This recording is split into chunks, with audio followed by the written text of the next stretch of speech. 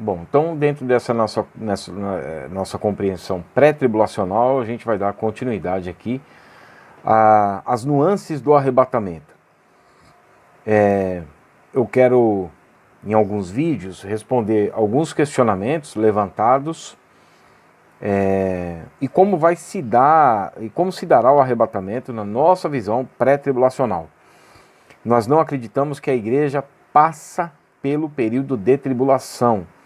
E temos que entender que igreja não são denominações. É aquilo que a gente fala, é muito importante essa compreensão, porque senão quando a gente olha para essa igreja que nós estamos vivendo hoje, uma igreja sem qualquer comprometimento com as escrituras, uma igreja materialista, uma igreja que quer crescer financeiramente, fugindo completamente do propósito para a igreja na terra. A igreja é para servir como uma nação sacerdotal. Nós vemos crentes vivendo como querem. Eles vão atrás dos seus objetivos, da sua realização pessoal, sentimental, de ter mais dinheiro, de ter mais lucro e financeiro. E é o que nós vemos como sendo, dentro do dispensacionalismo, uma das características do período do arrebatamento seria a igreja de Laodiceia. Uma igreja morna, uma igreja descomprometida, uma igreja que se orgulha, que se envaidece, que é diferente, né? A gente vê ali vamos fazer um paralelo aqui com a igreja de Esmirna e Laodiceia, com Isaías 40, 31 e Obadias, versículo 4. A igreja de Esmirna dizia assim: eu sou pobre, né, financeiramente, e Jesus disse assim: não, você é rica. Por quê? Porque essa igreja ela suportava perseguições terríveis por causa e pelo nome de Jesus. Então Jesus disse: você é rica. A gente vai para a igreja de Laodiceia, que seria a última, e ela própria diz: eu sou rica. E Jesus diz: não, você é pobre. E não é só pobre, é miserável, cego e nu. Né? Agora, o contraponto que nós fazemos com Isaías 40, 31 é semelhante à igreja de Esmirna quando diz assim: mas os que confiam no Senhor, os que esperam no Senhor, subirão com asas como águia. Aí a gente vai para Obadias, que é semelhante à igreja de Laodiceia, e diz assim: mas porque você mesmo se eleva como águia, daí eu vou te derrubar. Então, a igreja dos últimos dias, ela seria parecida com Laodiceia. A gente pega ali a igreja de Éfeso, o período apostólico, depois vem Esmirna, né, o período das terríveis perseguições, e aí vai passando as igrejas, a gente chega no período de Sardes, a gente vê o período da reforma protestante, né, poucos que não se contaminaram, que não contaminaram as suas vestiduras. A gente vê a igreja de Filadélfia, a igreja dos avivamentos, John Wesley, Charles Grandson Finney, George Miller, George Whitefield, enfim, vários pregadores, Christopher Evans, Adoniran Judson, Dwight Lyman Moody, enfim as pregações, os avivamentos que nós vemos que chega ali, David Brenner, que chega até Billy Graham, Jimmy Swaggart, David Wilkerson, né? E eu acredito que foi até uns 40, 50 anos atrás. A gente entra no período que a igreja de Laodiceia é uma igreja sem comprometimento, como eu mencionei. Um dos períodos, uma das nuances do período do arrebatamento seria uma igreja morna, uma igreja descomprometida com o reino de Deus. O outro período, Jesus fala assim, meus irmãos, em Lucas capítulo 12, versos 54 e 56, que o período do arrebatamento seria comparado a um templo totalmente carregado. E que você não sabe quando vai cair a primeira gota, mas você sabe que o estrago, que vai cair água e o estrago vai ser feio. Jesus mostra, e ele compara com o aspecto do tempo do seu período, do período do seu retorno, que depois nós vamos fazer essa diferenciação entre arrebatamento da igreja e o aparecimento glorioso.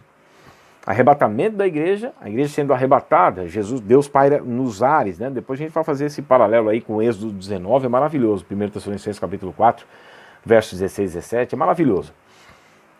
Esse é o arrebatamento. O aparecimento glorioso é quando ele vai pisar no Monte das Oliveiras, que tem um desfecho da tribulação até o final, estritamente judaico, tanto que é no Monte das Oliveiras, para entrar no Monte do Templo, que foi onde ele saiu, em Mateus 23, 38 e 39, 24, 1, 2, e ele vai voltar ali, Mateus 24, 29, 31, até para destruir, né, todo o governo humano, enfim, é a pedra cortada sem auxílio de mãos, que viste do monte, né, uma pedra cortada sem auxílio de mãos, enfim. Daniel 2, 33, 35, 45, 46. Mas aí Jesus ele compara o período do arrebatamento com um tempo carregado e nublado. Jesus está nos mostrando que o período da sua vinda e do arrebatamento, e depois 7 anos, que será um período curto, seria carregado de profecias. Você pega o tempo de Noé, Jesus comparou com os nossos. O ser humano, a fé em Deus praticamente inexistente, a porcentagem mínima de salvação. E um desses questionamentos nós vamos levantar com relação às perguntas, né, levantadas contra o pré-tribulacionismo, que se veio o dilúvio e levou a todos, como é que pode ter salvação na tribulação? E nós vamos falar sobre isso, é um tema muito interessante. Nós vemos o período de Ló, de Noé, Mateus 24, 37 e 39, fazendo menção de Gênesis capítulo 6 e 7, e o período de Ló. Jesus diz isso, que assim também como será na vinda do Filho do Homem, eles seriam como o período de Ló, Lucas 17, 28, sodomia, depravação moral, a deturpação do sexo, da família tradicional, né, a tentativa da destruição. A gente vê que Ló, as filhas de Ló coabitam com ele, porque aquilo era uma prática normal, né? Então nós vemos este período também, o período de Babel, de uma rebelião global contra o Senhor Deus, contra o Deus Todo-Poderoso, contra o Deus da Bíblia, que é fazendo menção ali, Gênesis 9 a 11, Apocalipse 17, 12 e 13, que o anticristo que vai surgir, né, que ele vai vir com toda eficácia, com prodígios e sinais da mentira de Satanás, nós vemos toda essa coisa midiática, algo sendo criado uma grande nação, um grande dragão. Aquele grande dragão espalha aquilo para o mundo, né? Aqueles espíritos como de rãs, operadores de sinais, e é tudo prodígios da mentira, né? E depois quer vender a cura para aquilo, e dominar o mundo tecnologicamente, através dos dedos ali da estátua do sonho de Nabucodonosor, que é o declínio do governo humano. Começa com ouro, Babilônia, prata, Medo-Persa, aqui também o Persa é o Irã, né? E Babilônia vai vir ali, tanto com os países ali também do Oriente Médio, como a falsa ali, né, a grande meretriz ali de Apocalipse 17, a maior igreja do planeta, né? A besta, uma mulher prostituta, montada no sistema do anticristo, depois vai ser destruída pelo anticristo. Depois, aí nós vemos Babilônia, ouro, Medo-Persa, prata, Grécia, bronze, e Roma, as duas pernas, né, o período mais longo do governo humano, né? Tanto que durou muito tempo o Kaiser, né, e os Czares, né, que quer dizer Césares. E aí vai para os pés, barro e ferro, o declínio, a degradação moral, né? Nós vemos a intriga, o anticristo vai subir ao poder, ao trono com intrigas. Nós vemos aí a maior democracia com um monte de fraudes.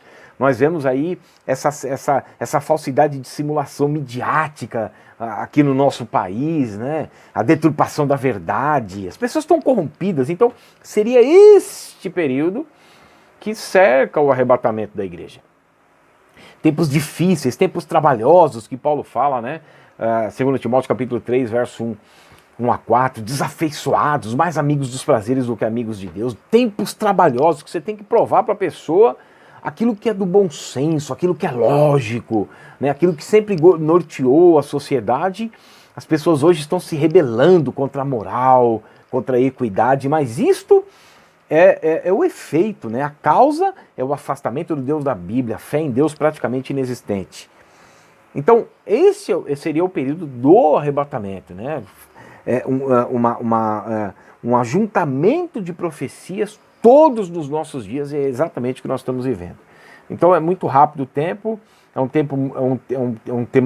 tema muito gostoso, e a gente no próximo vídeo vai falar sobre alguns questionamentos levantados sobre o arrebatamento pré-tribulacional, e depois no outro vídeo a gente vai falar na nossa visão como se dará o arrebatamento, usando ali Êxodo capítulo 19, né, como texto base, fazendo a comparação com 1 Tessalonicenses capítulo 4, versos 16 e 17.